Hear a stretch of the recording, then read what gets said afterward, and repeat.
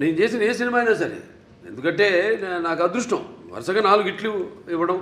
అఖండ తర్వాత వీరసింహారెడ్డి తర్వాత నేలకొండ భగవంత్ కేసరి, తర్వాత డాకు మహారాజు, తర్వాత ఇవాళ అఖండ తాండవం అని అంటే ఇప్పుడున్న ఈ కాంపిటేటివ్ నాకెప్పుడు నేను అటువంటి ఆలోచించను. ఏ సినిమా ఇవన్నీ వాటికి దూరంగా ఉంటాను నేను. ఇంకా నాకు అపారమైన అనుభవం ఉంది. దాన్ని నేను మన దర్శకులకి వాళ్ళకి చెప్పడం, నెక్స్ట్ మళ్ళీ మొదలు పెడుతున్నా. మల్లేని గోపిచంద్ గారిది ఆల్రెడీ మనం ముహూర్తం చేసాం. సో నాకు అదృష్టం, అది చేసుకుంటూ వెళ్తున్నాం. ఇంకా డెఫినెట్గా ఇంకెన్నో ఉన్నాయి కథలు.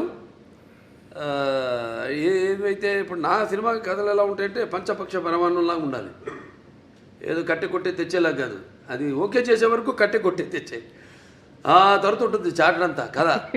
కానీ అన్నీ సమపాళ్ళల్లో, ఏ రుచి ఎక్కువైనా ఏ రుచి తక్కువైనా అదన్నీ బ్యాలెన్స్ చేసుకుంటూ, ముఖ్యంగా నా పాత్రలే కాదు నేను చెప్పేది, నా నాయకుడే కాదు, ప్రతి నాయకుడు కానీ, లేకపోతే మా హీరోయిన్స్ క్యారెక్టర్స్ అయితేనేమి, లేకపోతే పక్కన మా క్యారెక్టర్తో సంబంధిత పాత్రలు అయితేనేమే కానీ వాటిని దృష్టిలో పెట్టుకుంటాం. ముందు వాటిని ఎంతవరకు వాటిని పెంచుకుంటూ వెళ్ళాలి, ఎంతవరకు ఆ పాత్రలో ఉండాలి ఈ సినిమాలో అనేది అన్నీ చేసుకుంటూ వెళ్తాం.